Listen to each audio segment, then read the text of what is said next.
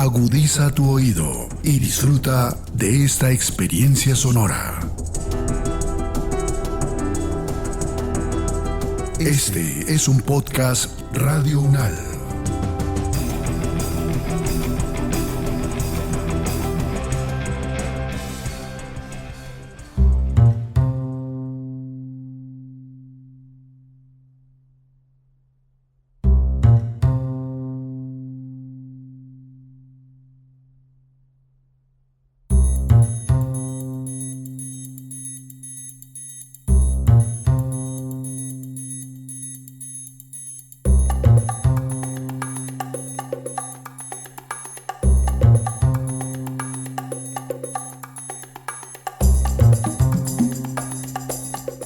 Hola César, contame una cosa, ¿cómo te fue con eso de las matemáticas en el colegio? Viejo Diego, todavía me acuerdo de esa materia y ahí nace era el coco de todos los del salón. Con decirte que el 5 solo era para el profesor. Bueno, al menos decía eso mi profesor en el colegio, ¿no? ¿Crees que te diga que las matemáticas son una de las ciencias más interesantes que ha podido desarrollar el ser humano en toda su historia? Se aplica en todos los aspectos de la vida, en los que menos te imaginas. Pues Diego, pues los recuerdos para mí en el colegio pues no fueron como tan buenos porque para mí ese man era un dictador en las matemáticas. Me metía mucho terror y pues yo aprendí, pero pues uno siempre le tenía como el miedo y el pavor a ese tipo de ecuaciones que me ponía. Entonces ahí estaba mi miedo, Diego. César, hoy tendremos la oportunidad de hablar aquí en Biotendencias con la doctora en educación con énfasis en educación matemática, la profesora Teresa Pontón, docente de la Universidad Nacional Sede Palmira. Va a cambiar tu idea de las matemáticas y de la enseñanza en general. Ella nos explicará cómo innovar en la pedagogía para que todos aprendamos mucho mejor. Gracias Diego. Profesora, pues primero saludándote para saber cómo estás y un gusto conocerte. Primero pues explícame una cosa que es que yo no he entendido. Es que uno toda la vida a uno le enseñan matemáticas para toda la vida, ¿cierto? Pero pues en mi caso no ha sido igual. ¿Y en qué ha cambiado esa pedagogía? ¿Han cambiado? Pues desde que yo salí del colegio hasta la edad que tengo ahora, ¿han cambiado? ¿Han sido más innovadores o todavía siguen siendo estilo tiranos? Así que a uno hasta le da miedo sumar y restar. Bueno, César, son varias preguntas las que formulas. Con relación a la enseñanza de las matemáticas, ha sido igual. Creo que hay diferentes líneas definidas en la historia de la educación, desde modelos tradicionales, conductistas, donde el maestro es el que sabe, como tú lo decías, el maestro es el único que puede sacar 5, es el dictador de clase, y los estudiantes, por supuesto, pues son los receptores, son los que aprenden por repetición o memorístico, pensando que las matemáticas y otras disciplinas se aprenden de manera igual. Pero por el otro lado también está esa tendencia a considerar ese sujeto de la educación y la relación con el sujeto de la educación más pasiva, sin voz y ahora en lo virtual quizás sin rostro porque no prenden la cámara. Y yo no te puedo afirmar que eso ha sido siempre igual. Lo que sí te puedo afirmar es que las prácticas innovadoras que hoy en día hay en las aulas reales, tanto en educación superior como en medio, en un país tan diverso, pues depende también de los maestros, depende de la formación de los maestros, va a depender de los recursos con los que cuente la institución. Creo que las prácticas innovadoras es la posibilidad de pensarnos la educación y pensarnos ese aprendizaje de las matemáticas desde un lugar diferente que no te cause pavor, miedo, sino que se aprenda desde el placer de aprender y la posibilidad que nos brinda formar razonamiento. Profesora Teresa Pontón, la virtualidad nos ha colocado a repensar muchas cosas en la vida y sobre todo la enseñanza y todo lo que tiene que ver con la pedagogía. Pero hoy, ¿qué factores determinan en realidad la enseñanza innovadora con o sin tecnología? Porque es que de alguna manera la matemática se ha valido como estrategia de este tipo de innovaciones para ser mucho más cercana. Sin embargo, ¿qué pasa también con los otros saberes? Creo que las matemáticas, todavía yo no podría afirmar, a pesar que soy investigadora en el campo de la educación matemática, que se ha empezado a transformar la enseñanza en las aulas. Creo que siguen primando muchas de las prácticas tradicionales, a pesar de que existen diferentes programas como GeoGebra, Cabri, Derive. Los chicos utilizan diferentes programas para hacer gráficas, para hacer procesos de orden algebraico, pero el punto está en cómo están utilizando esa tecnología, cómo están razonando sobre esa tecnología. Las políticas educativas deben orientarse precisamente a la revisión para que nuestros estudiantes estén en condiciones de responder a los requerimientos del mundo global que habitamos. Y la tecnología, por supuesto, como tú lo dices, es una herramienta de aprendizaje, pero el alumno tiene esos conocimientos desde diferentes campos y es importante empezar a involucrar en la actualidad diferentes herramientas tecnológicas o no que le permitan al estudiante acercarse, entender mejor. A nosotros cuando estudiamos, bueno, yo no incluyo a César, que veo que es muy joven, pero no teníamos la cantidad de videos, la cantidad de simuladores para física, para química que hay actualmente. Creo que esos recursos multimodales ahora pueden perfectamente introducirse para razonar mejor sobre esos fenómenos propios de las ciencias y de las matemáticas. Ve, profe, en ese caso entonces yo cómo sé que un maestro pues es innovador y cuando lo vemos en ese caso que después digamos lo que este profesor es innovador, ¿por qué? Y cómo nos damos cuenta de eso dentro de la aplicación de estos conceptos. Esa, creo que es una pregunta muy importante la que tú me haces. El maestro innovador creo que es el que se cuestiona lo que hace. El que es capaz de ver y reconocer que sus estudiantes no le están entendiendo. El que es capaz de ver y reconocer que sus estudiantes no están avanzando y no se están apropiando, es más, se están haciendo al lado.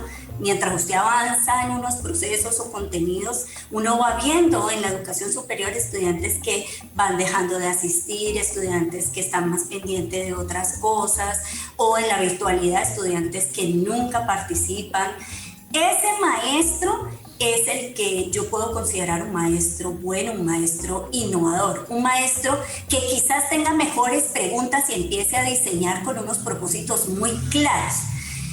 Claramente que esto no es el desarrollo solo de contenido, sino pensar cómo yo formo el pensamiento de esos estudiantes, y para ello indiscutiblemente el maestro innovador tiene que reconocer que el campo de la educación es un campo de investigación que ya tiene muchos avances, teoría, recursos, pero hay que acercar la teoría del campo de la educación. En el campo de la educación matemática hay trabajos maravillosos sobre cómo enseñar el concepto de derivada, límite, sumar, restar.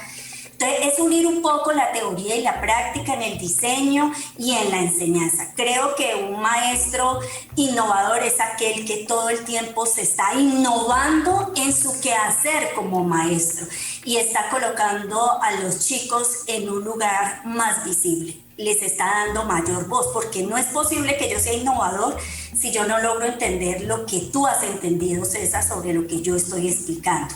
Entonces creo que más que es el uso de la tecnología o lo innovador de la tecnología, es un maestro que se cuestiona lo que sabe y que se cuestiona para mejorar en la práctica. Pero profesora Teresa Pontón, le escucho y pienso en que de alguna manera innovar en las matemáticas, por lo menos en la pedagogía, puede de alguna manera enfrentarse a la sacralidad misma de una ciencia exacta como es la matemática. Podemos hablar de modelos de innovación enfrentándose precisamente al no poder tocar eso tan sagrado, tan milenario como son las matemáticas, y es posible decir que tenemos modelos disponibles para la educación superior, lo que nos compete aquí en la Universidad Nacional Sede de Palmira. Claro, Diego. Primero, me gusta mucho lo que acabas de decir, porque partes de una premisa fundamental, que es que las matemáticas particularmente no son accesibles por medio de los sentidos. Yo no les puedo mostrar a los chicos un objeto matemático, ni los pueden por medio de sus sentidos ver o leer, como pasa en la química o como pasa en las ciencias. Las matemáticas solo son posible acceder a ellas a partir de representaciones.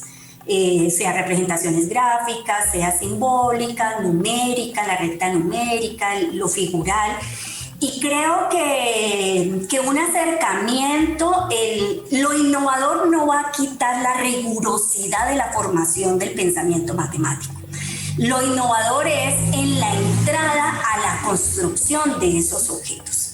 Eso es lo verdaderamente innovador, y como le decía ahora César, ya hay investigaciones que soportan muy bien propuestas para que eso que se está haciendo en el aula tenga más sentido para los estudiantes.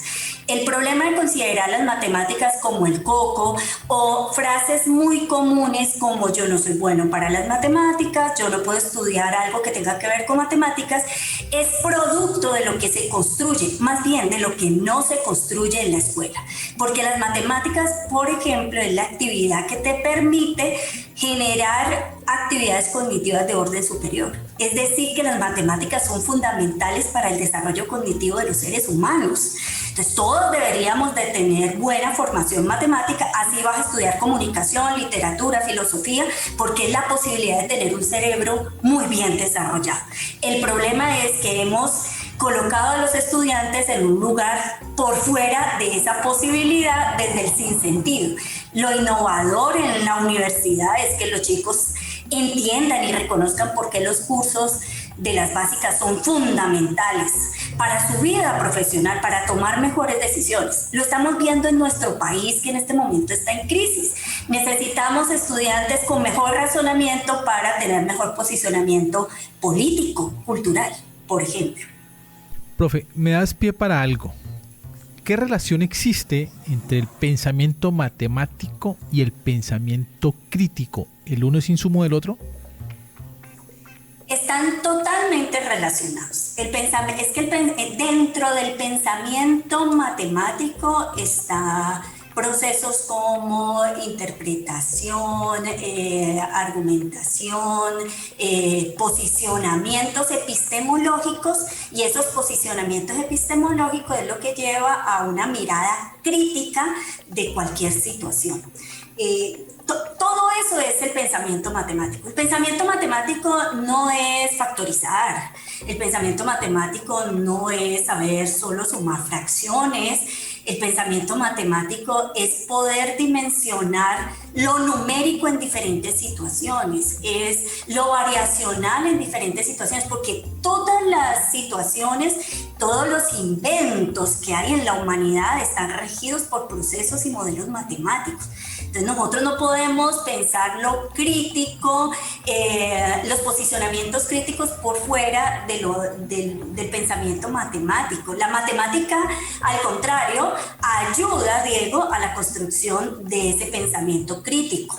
Las matemáticas y la literatura, el lenguaje, son los dos pilares para la construcción del desarrollo cognitivo de los sujetos. Ve, profe, pero mira que todo eso aporta sustancialmente a nosotros los estudiantes, y pues uno diría, ¿qué se necesita, digamos, en caso del profesor y en caso de nosotros también los alumnos, para aplicar este tipo de pedagogías innovadoras que nos permitan tener este resultado? Pues que diría uno, no, eso, si no me gusta, no, es que no sirvo para eso, a veces por esos miedos. ¿Cómo podemos nosotros saber qué necesitamos en el caso de ustedes, los profesores, y nosotros los alumnos?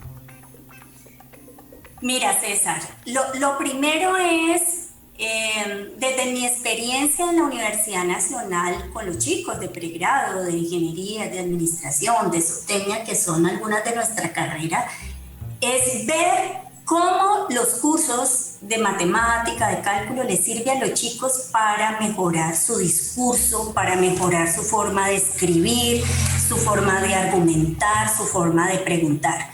La experiencia que yo he tenido es que los chicos que pasan por estas experiencias innovadoras tienen mejores resultados en todas sus asignaturas que no tienen que ver con matemática. Son los chicos que tienen asegurado un mejor desempeño en su formación profesional. Cuando tú me preguntas qué necesitan los docentes, y yo digo, bueno, necesitan mejor formación, necesitan tener plena conciencia de que somos responsables de acercarnos a las investigaciones que se han hecho sobre la enseñanza de las matemáticas o la enseñanza de las ciencias o la enseñanza del lenguaje. Ahora, por ejemplo, a los niños no se les enseña a leer como aprendimos nosotros, sino que se les enseña a leer con textos completos. Pero se necesita de esos maestros que se acerquen a esas propuestas investigativas que les haga cambiar su posicionamiento.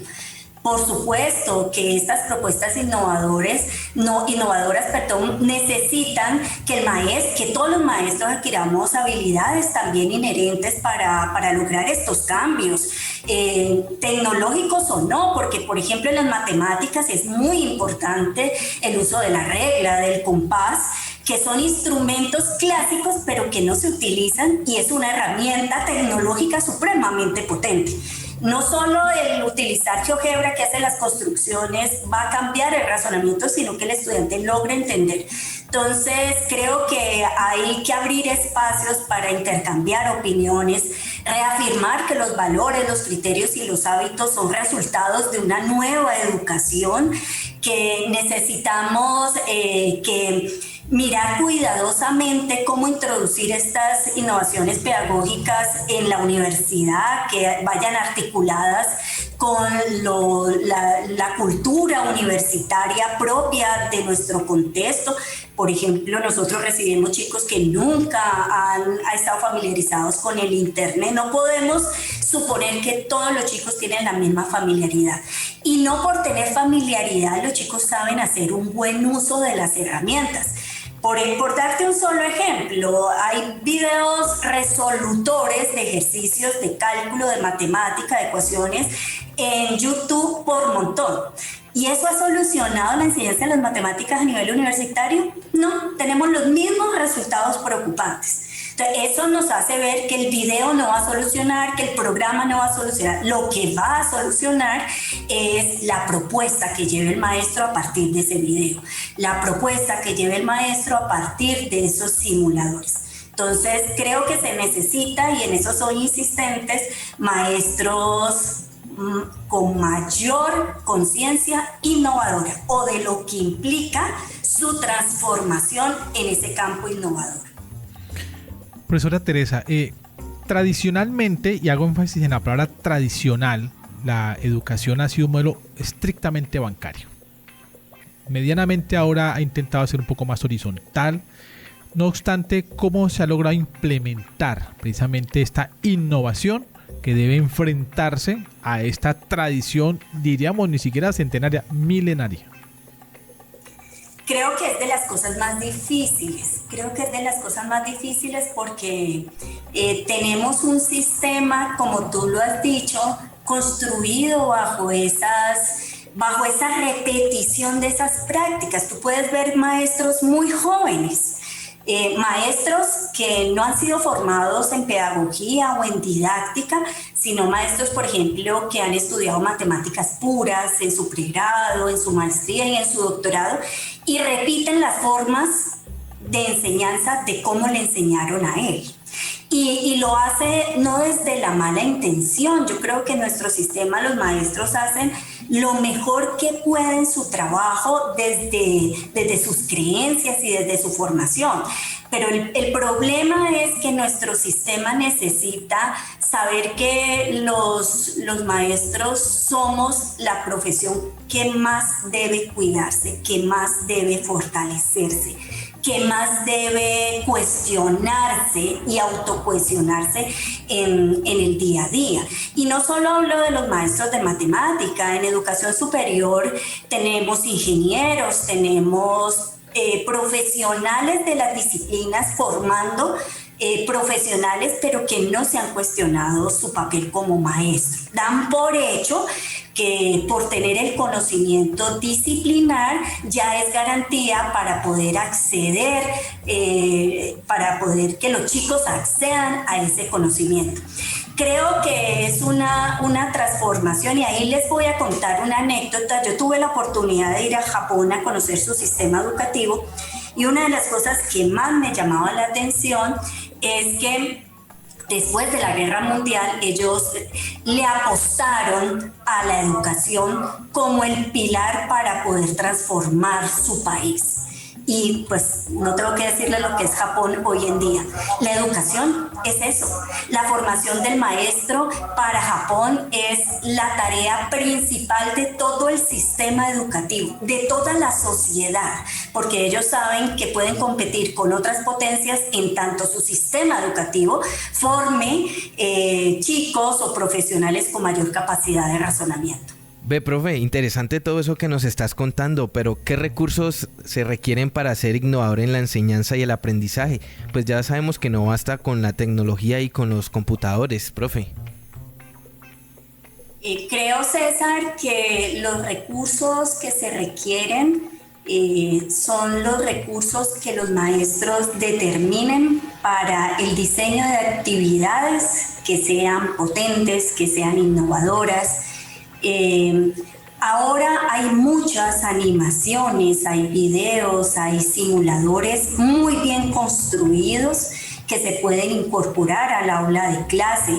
Hay documentales para ser analizados.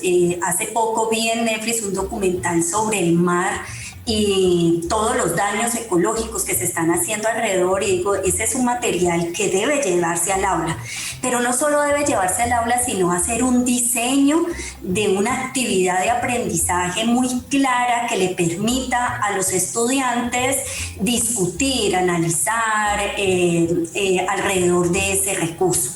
Creo que el recurso a per se no es el que va a ayudar a mejorar la enseñanza y el aprendizaje de las matemáticas. Creo fundamentalmente que es el diseño, la implementación y la evaluación que se haga de esa innovación tecnológica lo que va a permitir generar o ver algún resultado en el proceso de aprendizaje. Muy importante es sostener la innovación.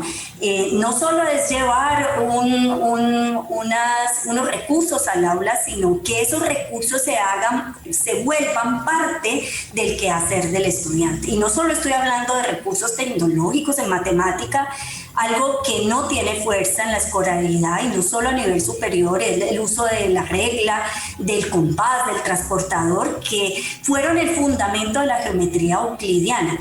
Cuando tuve la oportunidad de ir a Japón, fui en el marco de un proyecto de nuevas tecnologías que se estaba introduciendo el uso de calculadoras en diferentes instituciones educativas. ¿Y sabes qué me llamó la atención? Que ningún colegio manejaba las calculadoras en Japón. Manejaban el ábaco, la regla, el compás.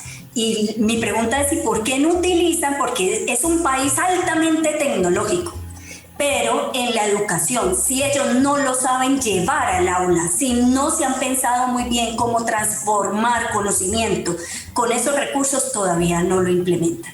Entonces la respuesta que me dieron era que ellos tenían un sistema fundamentado en unos procesos y que eso les había funcionado para estar en punta en las pruebas internacionales, y que ellos no introducían la tecnología en esos espacios donde todavía no estaban preparados para hacerlo.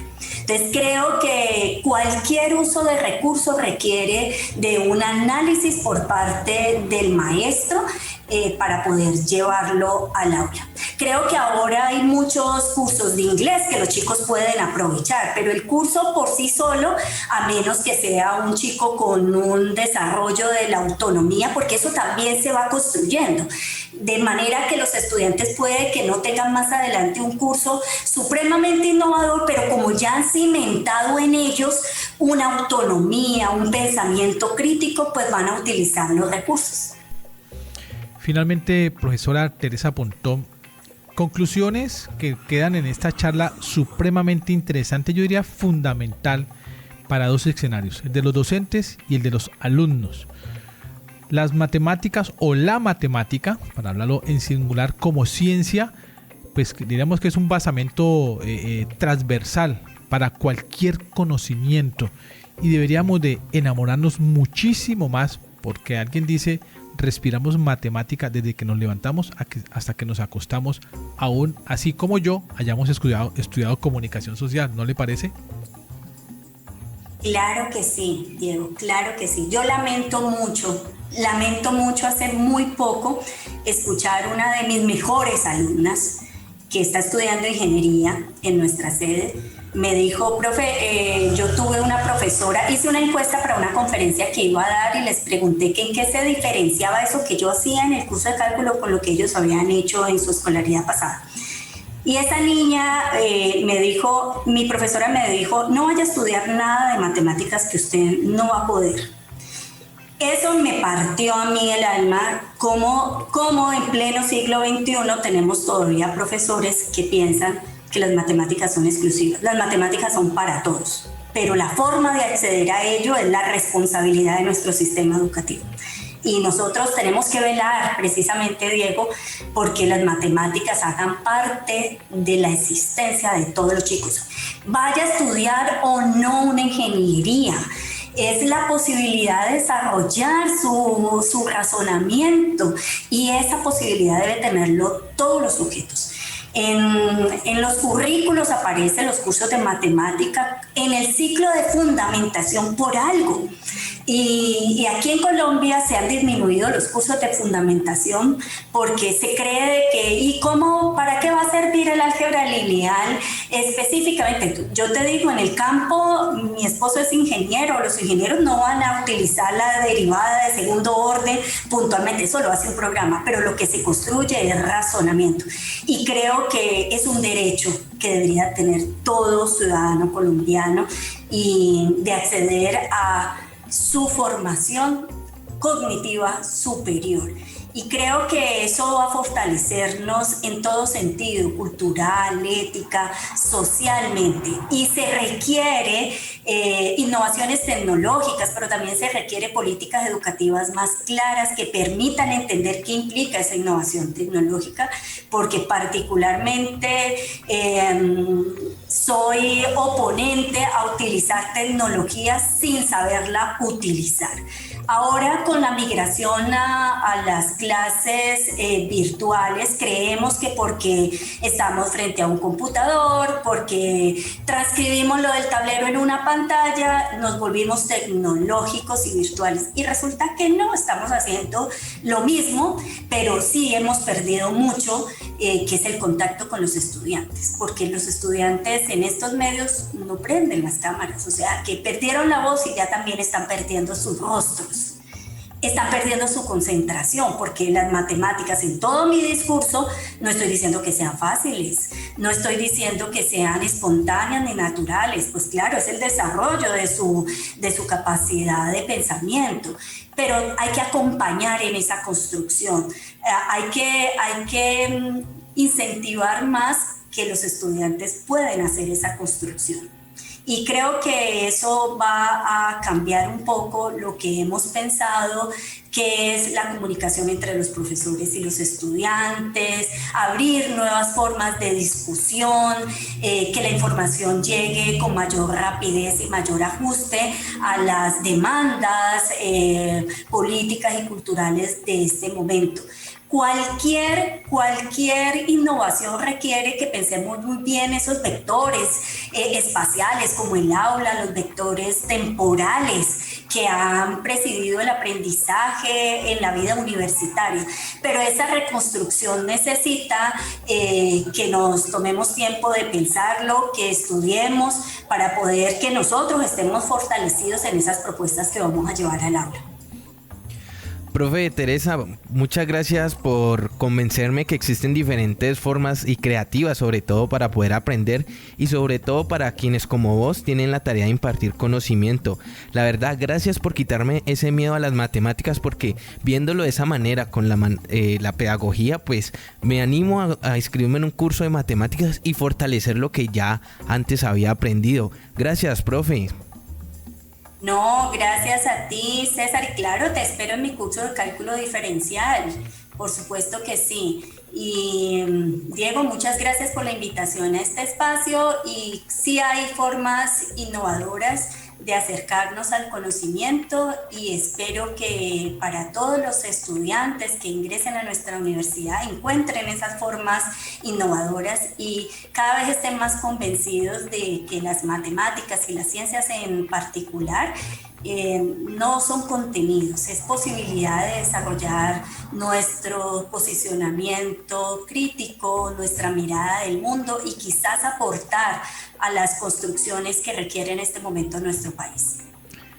Pues profe, mil gracias por todas estas claridades, estos detalles, pero sobre todo estas reflexiones que nos introducen no solamente en una conciencia, no solamente para aprender, sino también para enseñar. Pues mira, César, cuán importante es haber escuchado a la profesora Teresa Pontón.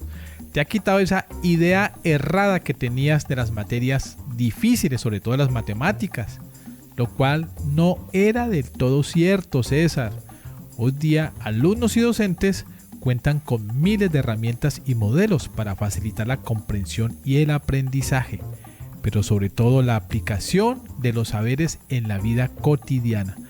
Chao César, nos escuchamos en otro Biotendencias. Chao Diego, estamos hablando, pero mire, contando y cantando.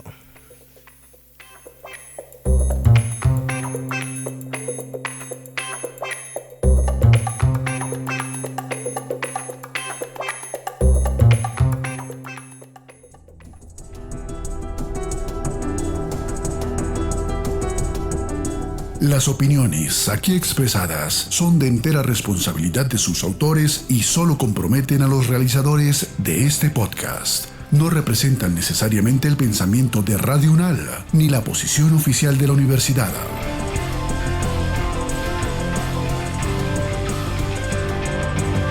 Este y otros podcasts en nuestro sitio web podcastradio.unal.edu.co. Síguenos en nuestras redes sociales. Nos encuentras como Podcast Radio UNAL, Universidad Nacional de Colombia, proyecto cultural, científico y colectivo de nación.